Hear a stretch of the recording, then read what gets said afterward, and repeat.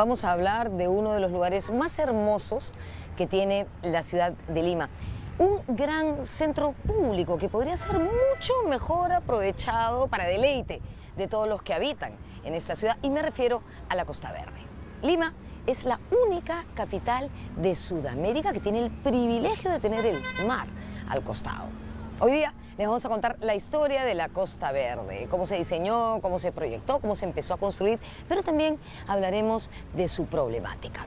Esa problemática tiene que ver con desarrollo urbano, con cuidado del medio ambiente, con conciencia y respeto de nuestra ciudad, en fin, con varias cosas. Quiero comenzar de una vez. Estamos en el Malecón de Chorrillos, soy Norma Martínez y esto sucedió en el Perú.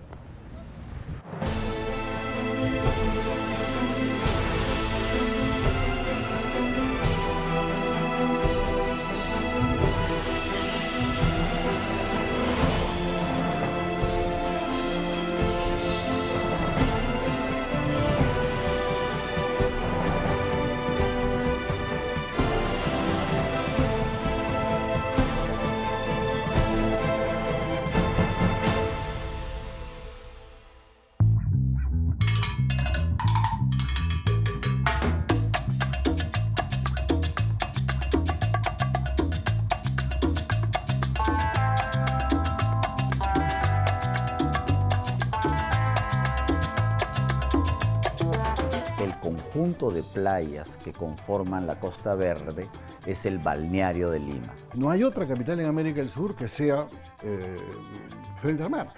Y nosotros la hemos convertido en una pista. Pero la costa tendría que ser el gran espacio de deporte, de recreación, de servicios, de cultura, de vida, de encuentro, ¿no? De conectividad. Y que bajábamos apenas terminaba la bajada y se llegaba a la parte plana, ahí nos bañábamos. Y a mí me preocupa mucho la indefinición que tiene hoy en día la Costa Verde, ¿no? Ha dejado de ser ese gran parque que una ciudad de 10 millones necesitaría tener.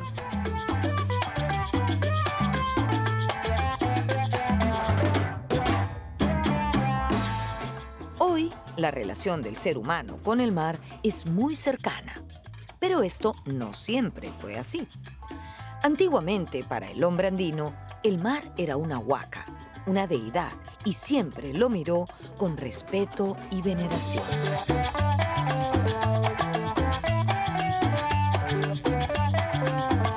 Pachacamac mira también el mar, ¿no? O sea, el mar es sagrado porque, digamos, el templo está mirando el mar, ¿no? Y la leyenda de las islas tiene que ver con todo esto. Entonces, claro, el mar ha sido una presencia, y bueno, Chan Chan, ¿no? Ya, en el norte, Paracas, o sea que sí ha habido una relación con el mar y el mar está en la iconografía, ¿no? Es una relación distante, respetuosa, porque evidentemente se veía de que el mar podía traer una serie de complicaciones, ¿no? Los antiguos peruanos, los antiguos limeños, vamos a decir, se manejaron de una manera distante, ¿no? Esto sin dejar de usarlo, ¿no? Porque bajaban evidentemente a pescar, ¿no? A recoger ahí productos marinos, pero subían nuevamente, ¿no? No hay una evidencia, por ejemplo, de que tengamos asentamientos muy cercanos al mar. Al contrario, todos están retirados. Ya en tiempos coloniales, en 1746, Lima y el Callao sufrieron un terrible terremoto seguido de un maremoto que prácticamente desapareció el puerto. Y eso significó pues un entendimiento, digamos, del territorio que probablemente los españoles toman de la experiencia propia de los pobladores ancestrales, ¿no? Y la propia ciudad, hasta bien entrado el siglo XX, se mantuvo a una cierta distancia, ¿no? Los balnearios no desarrollaron edificaciones en los bordes, al contrario. Hubo una idea entre 40 y 50 metros de respeto, ¿no? Porque se veía que era una zona que podía ser derrumbable, ¿no?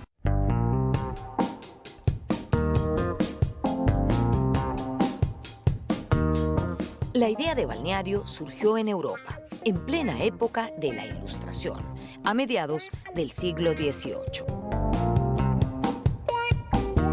Y el precursor fue un médico inglés llamado Richard Russell, que en 1750 escribió un estudio, un tratado médico sobre los beneficios a la salud física de los baños de mar.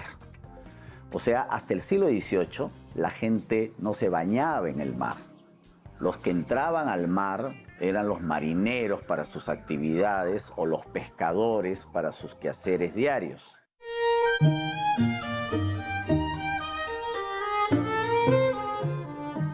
El primer balneario fue la ciudad de Brighton, ubicada al sur de Londres.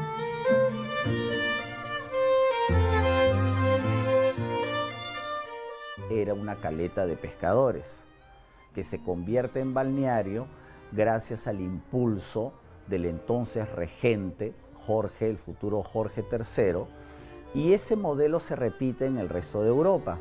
Los primeros balnearios europeos en España, en Francia, también surgen por impulso de las élites o de la nobleza que quiere beneficiarse de los baños de mar. Así surge San Sebastián en España, Biarritz en Francia, por supuesto la Costa Azul en Francia, ¿no?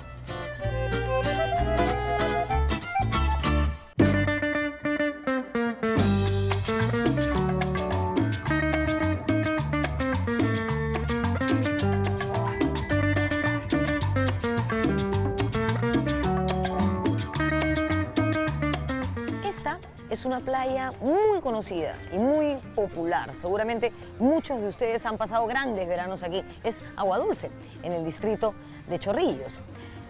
Como hemos visto, el concepto de balneario nace en Europa a mediados del siglo XVIII y se traslada aquí hasta nuestros lares un siglo después. En la década de 1850 nace el balneario de Chorrillos, una idea promovida principalmente por las élites. Recordemos que en 1858 se inauguró el segundo ferrocarril de Lima, el Lima-Chorrillos, y esto le dio un impulso de locomotora a Chorrillos, convirtiéndolo en un balneario de lujo, un balneario para las clases acomodadas, como es Asia hoy en día, pero si me permiten decirlo con todo respeto, con muchísimo más glamour.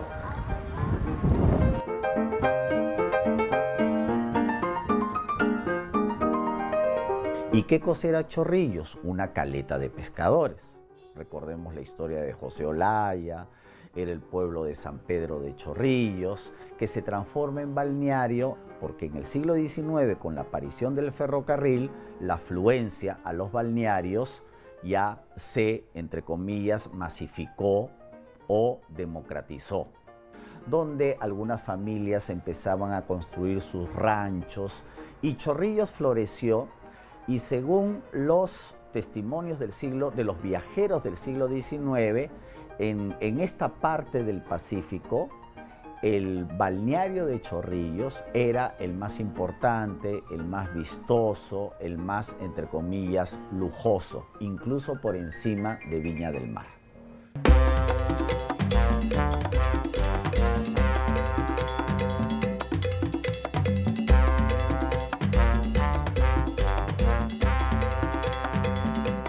Desde finales del siglo XIX, precisamente en 1896, Barranco se dio el lujo de tener un funicular.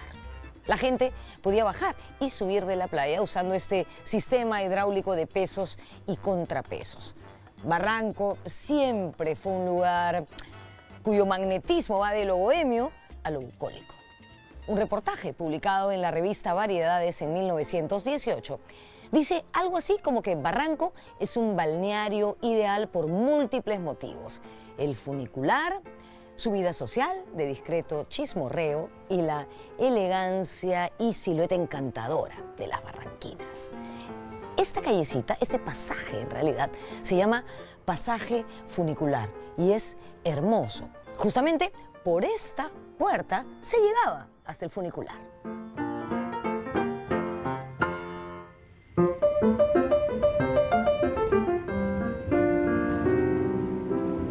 Yo he ido muchas veces por Barranco y era una delicia el funicular y nos dejaba exactamente en la playa, en la mejor parte de la playa para bañarse, donde ya había arena. Era un funicular manejado por una persona, uno, que cobraba y manejaba, y se tomaba más o menos por donde está ahora la bajadita de Barranco. Ahí arriba había una estación. Ahí arriba se tomaba el ticket y bajaba uno. Era toda una aventura.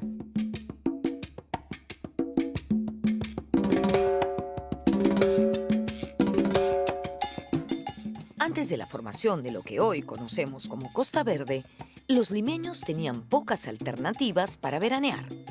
Una era en Cantolao, en La Punta, y la otra en La Herradura.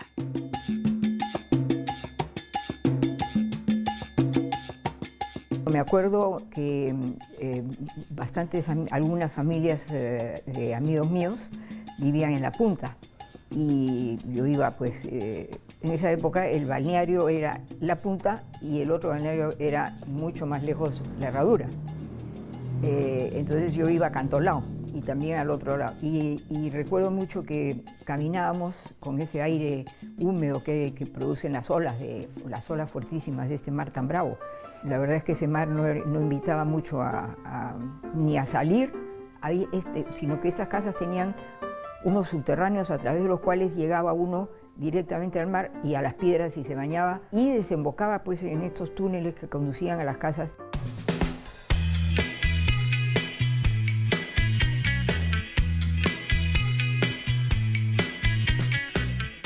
Desastre de la guerra con Chile, Chorrillos se levantó de sus cenizas y muestra de ello fue la playa La Herradura, que tuvo sus orígenes a inicios del siglo XX. Hasta aquí se llegaba en tranvía.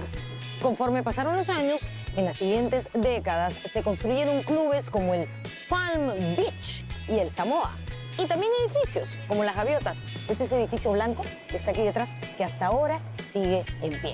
También se abrieron restaurantes como el Nacional o el Suizo, que hasta ahora sigue funcionando, donde se ofrecía buena comida, buen ambiente, buenos cócteles, convirtiendo así a La Herradura en un famoso balneario que incluso Vargas Llosa nombra en su gran novela Conversación en la Catedral. En 1965 apareció una crónica en la revista Caretas que decía que La Herradura no tenía nada que envidiarle a la Riviera Francesa, con gente linda y un malecón encantador.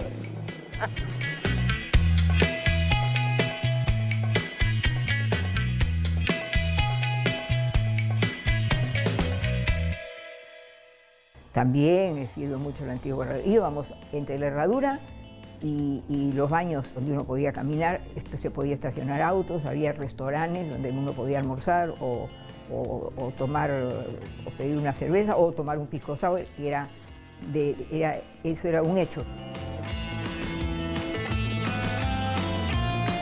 En La Herradura dinamitaron para ir a La Chira y esa roca que dinamitaron la botaron, ¿no es cierto?, ahí. Por lo tanto, el mar llega, deja la arena en esa roca, llega con fuerza, pega y se va y se lleva la arena en vez de traerla. La historia de todo siempre fue que el mar traía arena, a uno se le metía en la ropa de baño, ¿no es cierto? Y después el mar se llevaba la arena. Y ese equilibrio podía cambiar, pero en La Herradura habían 80 metros de arena y ahora hay nada, ¿no es cierto? Y ese murete nunca estuvo previsto para que el mar le haga así, ¿no es cierto? Entonces hemos alterado la naturaleza bien irresponsablemente, ¿no?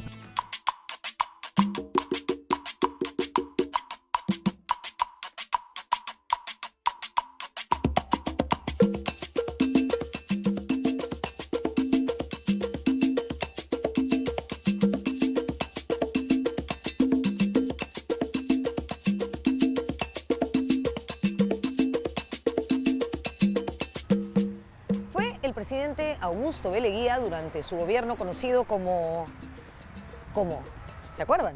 Como el Onceño, quien tuvo la idea de unir La Punta con el balneario de Chorrillos y la playa La Herradura, con ese objetivo que tenía él de modernizar la ciudad de Lima y proyectar su expansión hacia el sur.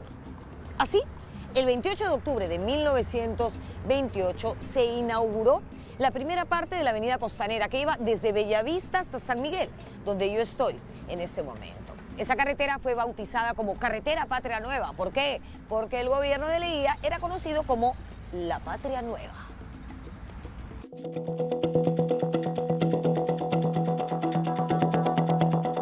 Él tenía el tema no resuelto del plebiscito y probablemente que pensaba que esa carretera que llegara hasta Chile podría ser un arreglo a su fallido proyecto del 29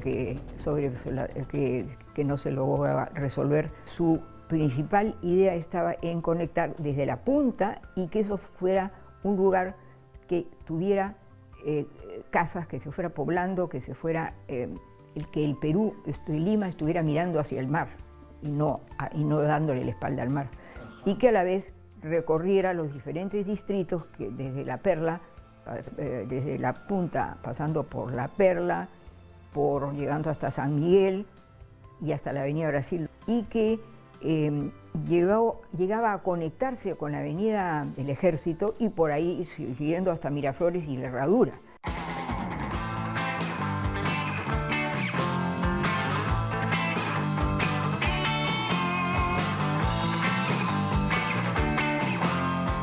Con el abrupto final del gobierno de Augusto B. Leguía en 1930, recordemos que él fue derrocado por un golpe militar de Sánchez Cerro, se cancelaron las obras. Sin embargo, podríamos decir que esta fue la primera etapa de lo que hoy conocemos como la Costa Verde.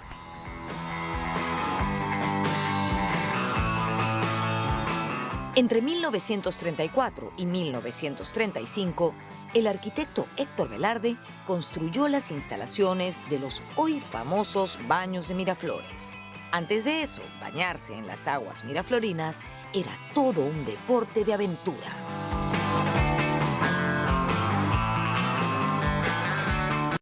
Cuando bajábamos era un sendero mucho más estrecho y había que hacer malabares para poder bajar porque no habían escalones debidamente hechos, eran como unos improvisados escalones en los cuales había que tener mucho cuidado porque si uno se resbalaba era una profunda caída. Y regresábamos con ropa de baño porque no había dónde cambiarse, así que regresábamos como con la ropa de baño mojada.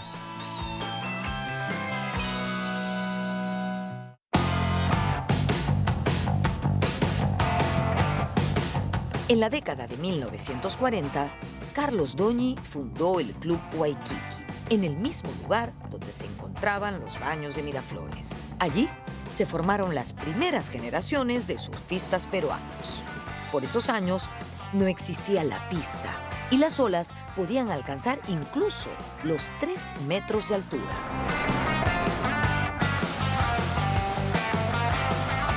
Años atrás es un acantilado, ¿no? Y el mar chocaba sobre ese acantilado y se le ha ido ganando, pues, digamos, terreno o lugar ahí para que pueda ir una pista. Y después ya se comenzó a construir los baños de Miraflores, ¿no? Entonces ahí fue donde por primera vez, en 1948, Carlos Doñi Larco trajo la tabla de Hawái y corrió en esos mares.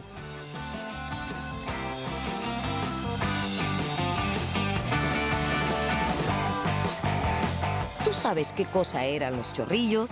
Quédate con nosotros y lo descubrirás en el siguiente bloque del programa.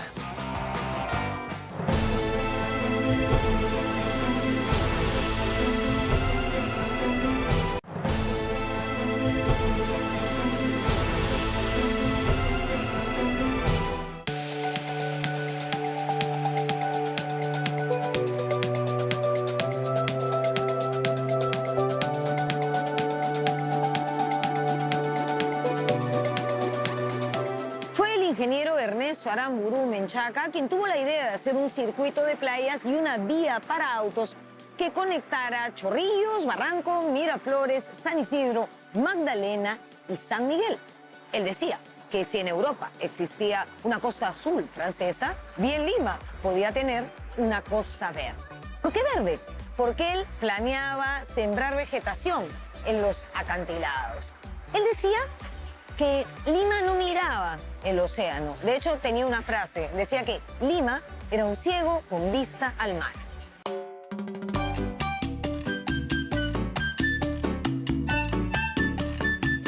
Pero es verdad que el acantilado era así, ¿no es cierto? Y lo que ahora está adelante es relleno, ¿no? Se sacó para hacer el zanjón, ¿no es cierto? Entonces, cuando se hace el zanjón en los 62, 63 en adelante, ¿qué me hago con esa tierra? Y Ernesto Aramburu, que fue un hombre interesante, el arquitecto, le sugirió a Bedoya, bueno, hacemos pues esto ahí abajo. Entonces, toda la tierra que se sacó para hacer el zanjón se fue echando delante. Entonces, lo que era acantilado y mar se convirtió en acantilado, relleno y mar, ¿no? Entonces, la costa es básicamente un relleno, ¿no? No es naturaleza alterada, ¿no es cierto?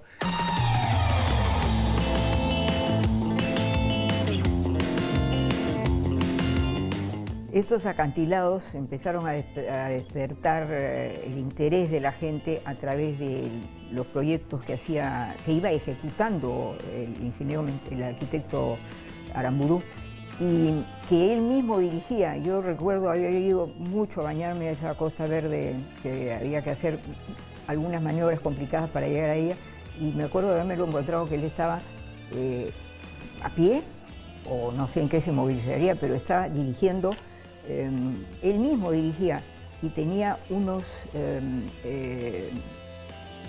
había como unos recovecos donde tenía unos viveros en los cuales sembraba lo que quería trasplantar a estos acantilados de la Costa Verde, que él quería que fuera verde.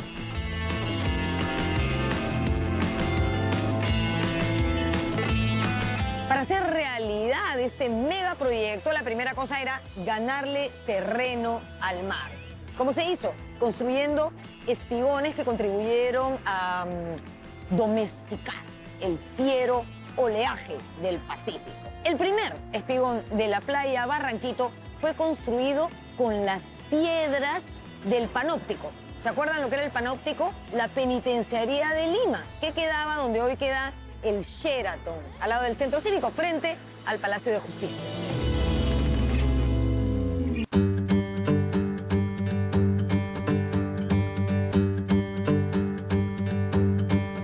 Entonces la idea era utilizar el desmonte que se iba a sacar del tremendo zanjón, como se le decía en esa época, y utilizarlo como relleno para ganarle tierra al mar, ¿no? Entonces fue un trabajo, entre comillas, colosal, porque eran millones de toneladas de metros cúbicos de entre piedra y tierra que se trasladaron a la Costa Verde.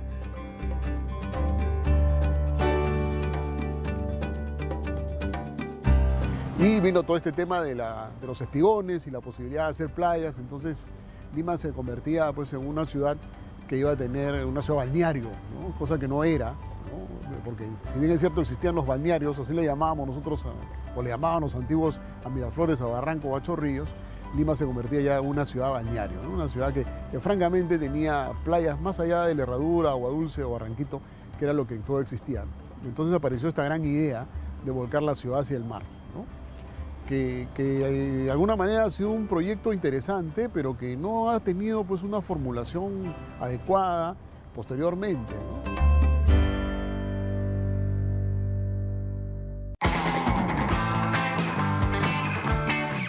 En esa época, hasta la década de 1970, los bañistas aún podían usar los llamados chorrillos de agua.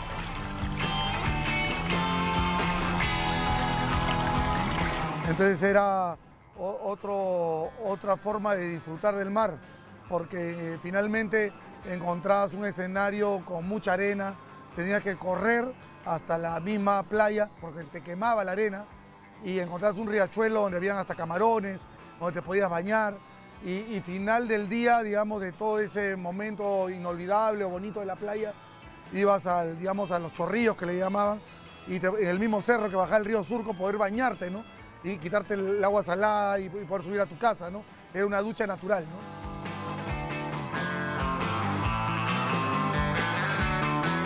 Y muchos todavía recordamos los chorrillos o los manantiales de agua que afloraban de los acantilados, ¿no? Mucha gente se bañaba en esos chorrillos luego de acudir al baño en el mar de agua salada para quitarse lo salado del cuerpo y luego ya subir por los acantilados y dirigirse a sus domicilios.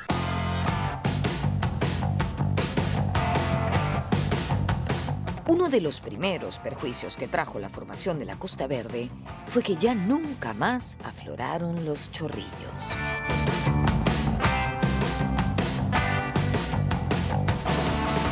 Se cortaron los chorrillos o las afloraciones de agua dulce del acantilado, y dos, la reducción al mínimo de la vegetación, ¿no? Por eso ya entre finales de los 70 e inicios de los 80, la Costa Verde ya no era tan verde, era un acantilado prácticamente seco. Ya a partir de los años 90, algunas administraciones municipales, a través de otros sistemas de regadío, han logrado reverdecer algunos sectores del acantilado. Por otro lado, se ampliaron las bajadas y las antiguas casonas de los acantilados empezaron a derribarse y fueron reemplazadas por edificios.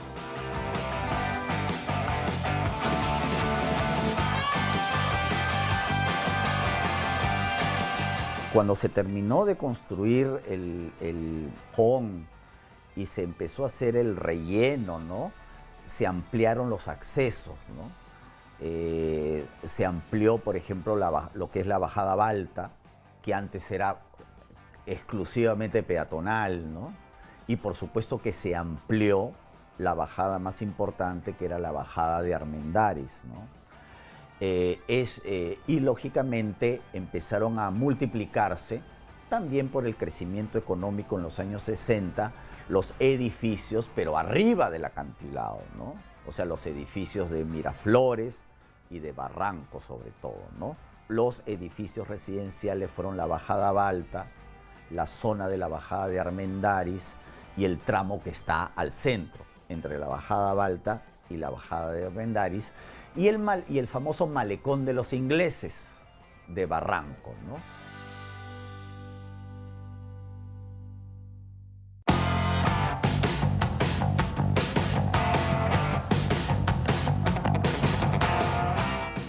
A través del tiempo, la Costa Verde ha producido personajes de todo tipo, anónimos y con nombre propio. Los anónimos han sido inmortalizados por el artista Pablo Patruco a lo largo de varios años. De los protagonistas conocidos de nuestra Costa Verde, podemos mencionar desde tablistas hasta ambulantes. Una historia que mezcla estas dos actividades es la de Doña Charito, quien vende raspadillas en la playa Macaja hace más de 20 años. Su hija, María Fernanda Reyes, Mafer, quien acompañaba a su madre desde niña a trabajar, empezó a correr olas a los 5 años y hoy es nuestra subcampeona mundial de longboard 2018 y medalla de plata en los Juegos Panamericanos Lima 2019.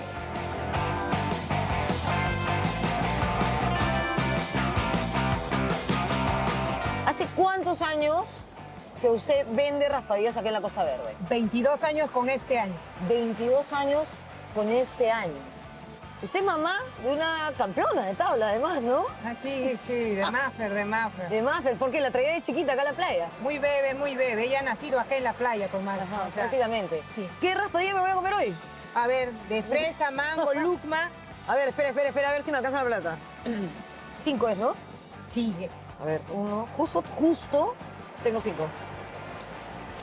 La más rica, quiero la más rica. La que usted quiera. Este es de fresa, este es de tamarindo. Tamarindo clásico de la raspadilla.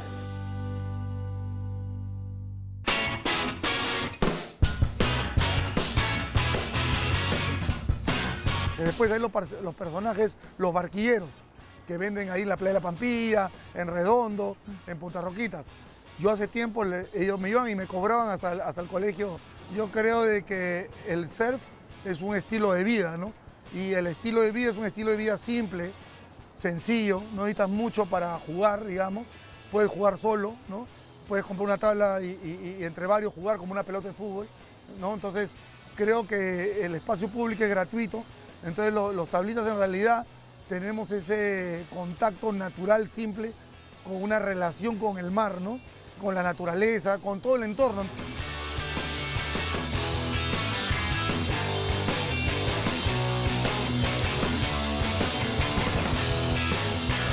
Nuestra querida Costa Verde tiene muchísimos problemas. De eso hablaremos al regresar.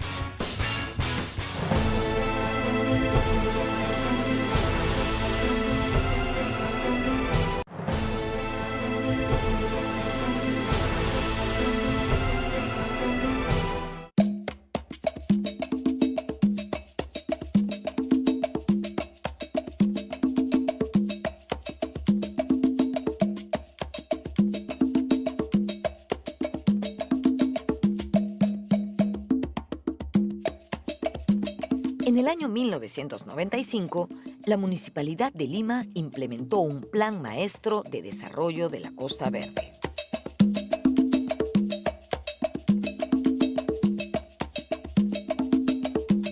Plan que incluía el desarrollo de la Costa Verde de una manera armónica, ¿no? Potenciando sobre todo su rol recreativo, que es el más importante, y hacia eso debemos haber caminado. El problema es que ese plan, su fecha de finalización fue el año 2010 y desde entonces no tenemos nada. Y venimos haciendo de la Costa Verde pues, un conjunto de acciones aisladas que van un poco en función a los intereses de los alcaldes, a veces distritales, a veces metropolitanos, etcétera, sin un norte claro.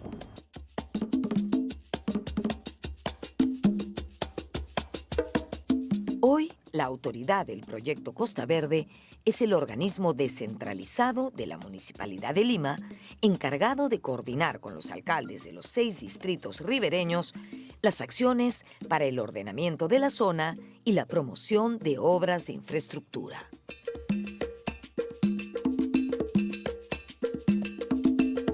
Y no hay autoridad competente para el tema, porque la autoridad de la Costa Verde es 4 escritorios, ¿no es cierto? Ya no son geólogos, no son historiadores, es una oficinita de la municipalidad, no tiene plata, ¿no? Yo siempre es un árbitro sin pito, ¿no es cierto? No le hacen caso, no es autoridad, cada distrito hace lo que quiere y entonces terminamos teniendo una costa que es lo que se le ocurrió a cada uno donde tiene búsqueda de renta.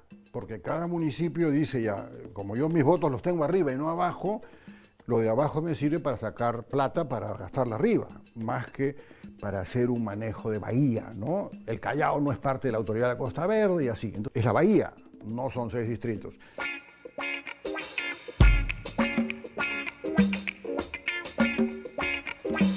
Esto es un espacio metropolitano y como tal tiene que tener una autoridad única que tenga todas las competencias y no esta suerte de atomización que tiene el territorio, estos retacitos que se ha convertido pues, en la Costa Verde y la ciudad misma, ¿no? Que si sumamos en los municipios entre Callao y Lima tenemos como 50 circunscripciones, ¿no? Jurisdicciones, que es realmente una locura, ¿no? Entonces nuestra capacidad de planificación, pues, de microplanificación es absurda, ¿no? Entonces creo que la Costa Verde merece nuevamente mirarse, merece ser trabajada a partir de un plan y como tienen sectores específicos de la ciudad, hace poco se ha aprobado un plan para el centro histórico de Lima, ya por lo menos hay un plan y debería haber lo mismo para la Costa Verde, ¿no?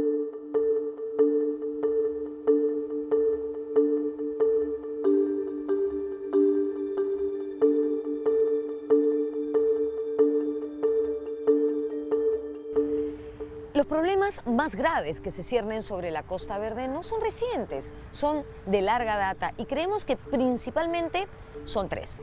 Primero, la Costa Verde ha sido el desagüe de la ciudad de Lima y un lugar para arrojar desmonte. Y esto, por supuesto, ha provocado muchísima contaminación en sus aguas. Además, nosotros somos bastante irresponsables y durante muchos años la hemos llenado de basura, de plástico, pero por suerte creemos que la conciencia nos está llegando y esa situación está cambiando. En todo caso, debemos respetar este maravilloso regalo que nos ha hecho la naturaleza y que baña las costas de la capital del Perú. La contaminación de la misma playa, debido a los desagües, a los colectores, a las conexiones clandestinas. Es decir, muchos limeños contribuían, ¿no?, a matar la naturaleza de la Costa Verde. Pero hay zonas con mayor riesgo que otras.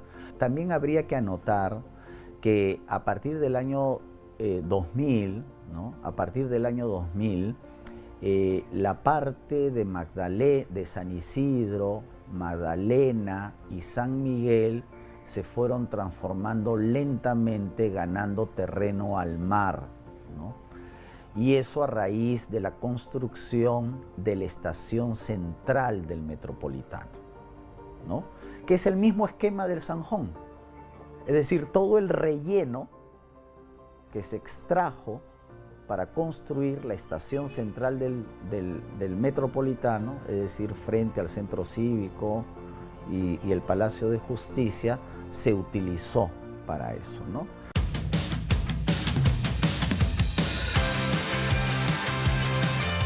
¿Y cómo ha visto cambiar la Costa Verde en estos 22 años?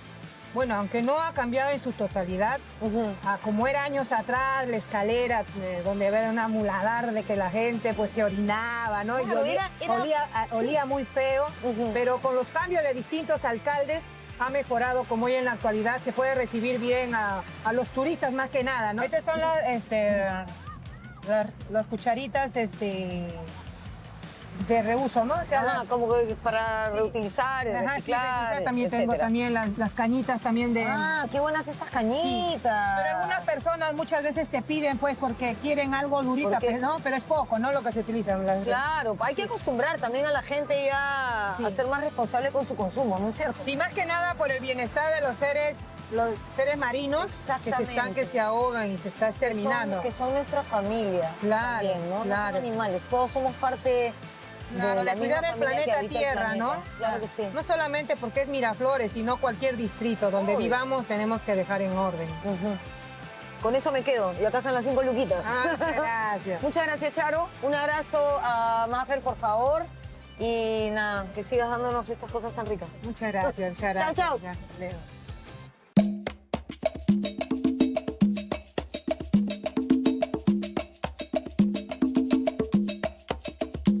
El segundo problema es que nuestra Costa Verde ha sido utilizada como una vía de evitamiento para vehículos, que justamente trata de evitar el caos del tráfico en la ciudad.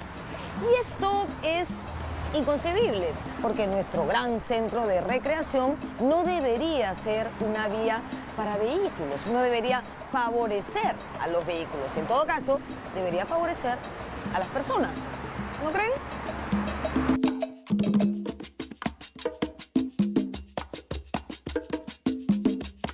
No puede existir una vía rápida, una vía de evitamiento, una vía expresa o como la llamemos, en un espacio que pretende ser el espacio de recreación, de descanso, de paseo, de deporte de la ciudad, ¿no? Y eso también contribuye a la inseguridad en la Costa Verde, ¿no? Los accidentes que ha habido, los atropellos que ha habido, ¿no? Y todo eso redunda también en el impacto ecológico del lugar, ¿no? El ruido, la velocidad, la contaminación.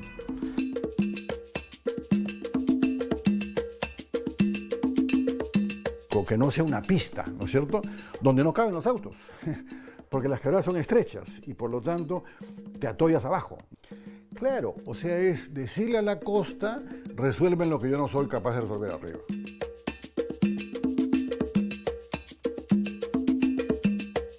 ¿Qué soluciones podemos plantear para la Costa Verde? Con esa pregunta regresamos.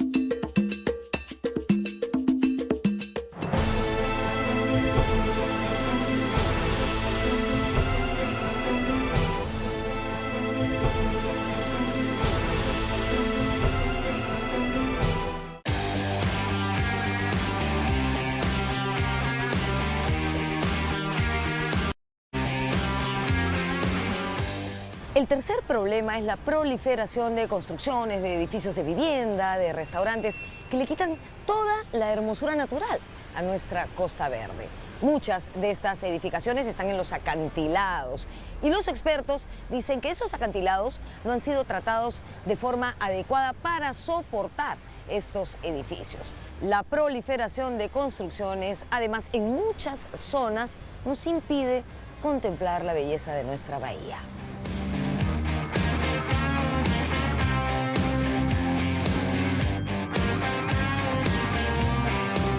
Copacabana, pues, su espacio de recreación son sus playas, ¿no? Y evidentemente nosotros tendríamos que pasar lo mismo, ¿no? En los años 50, por ejemplo, hay un maravilloso trabajo de pavimento, de vegetación, arquitectura bonita. Todo el mundo siente que esa playa es suya, ¿no es cierto?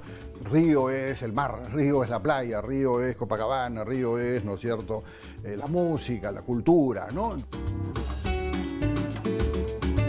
Pero no podemos, pues, tener una autopista de 6 vías mal hechas, ¿no? Estrechas, ondulantes, que funcionan.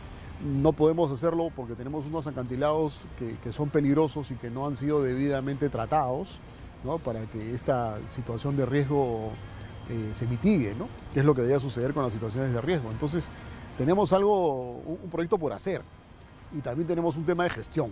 Urbanicémoslo, pues, con un parque pendiente que vaya bajando, y pensemos también en una solución para la vía.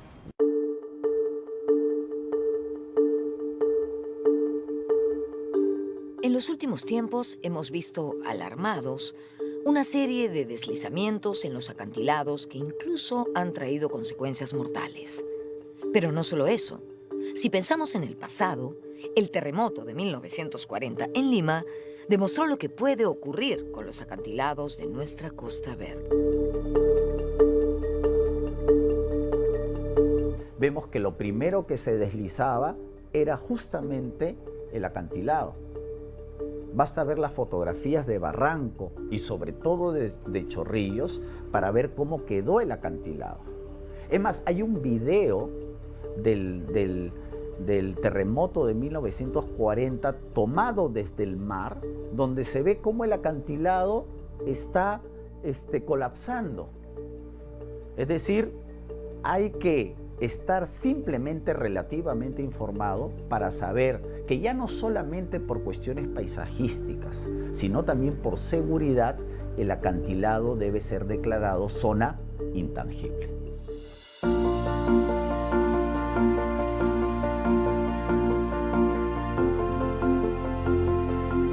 Pues hay que convertir eso en una andenería, ¿no?, en una serie de terrazas, ¿no?, que pueden ir haciendo que esta pendiente, que es muy empinada, sea un poco menor y se puedan tener pequeños muros de contención, ¿no? Y yo los acompañaría además con unos senderos y que permitan que la gente realmente baje hacia el mar, ¿no?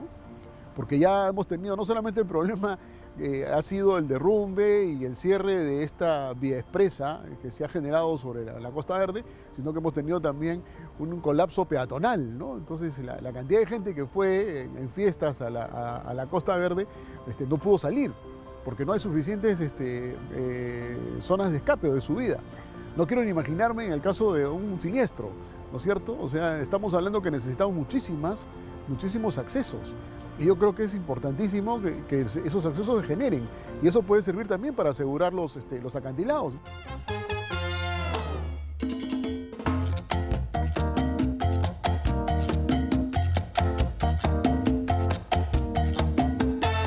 La Costa Verde fue uno de los escenarios de los Juegos Panamericanos Lima 2019.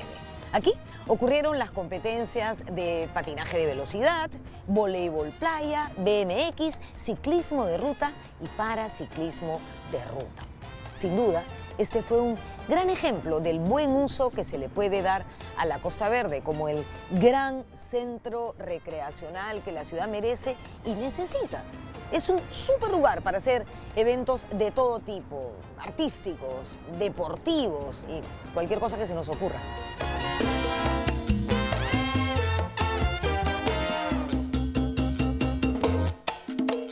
Puede haber espectáculos, debe haber vida, debe haber deporte, debe haber recreación, debe haber animación, deben pasar cosas.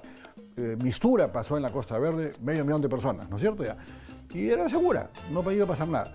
Pero era segura si es que hay buses y hay escaleras, ¿no es cierto? Y si hay manera de subir. Hay buenos ejemplos que replicar. Los Juegos Panamericanos fueron uno de ellos. Parece que los domos son otro buen ejemplo. Como estamos viendo, las soluciones existen.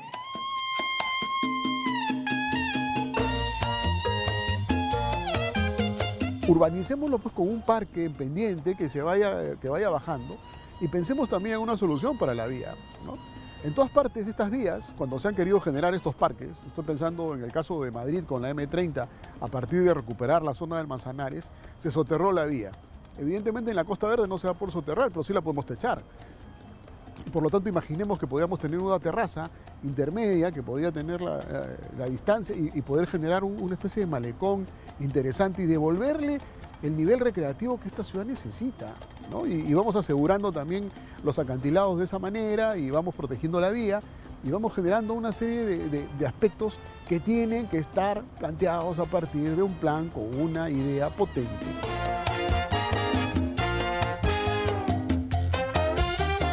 El concepto de la costa tiene que ser uno que recoge y que vincula lo de abajo con lo de arriba, tramo por tramo, y luego se fue proponiendo las estrategias con estos puentes peatonales. Entonces, la idea es que el puente peatonal baja donde hay espacio, conecta lo de abajo, arriba con lo de abajo, y me permite abajo bicicletas, baños, servicios, serenazgo, ¿no es cierto? Y por lo tanto, todos estos escenarios, entonces estudiamos dónde lo podíamos hacer para que cualquier espacio, la bajada de los baños, la bajada de Barranco, la bajada de Miraflores, el estadio, ¿no es cierto?, de Miraflores, San Isidro, ¿no es cierto?, que se aprovechen los espacios que están frente, de manera tal que hay un estudio integral, metro a metro, de la Costa Verde.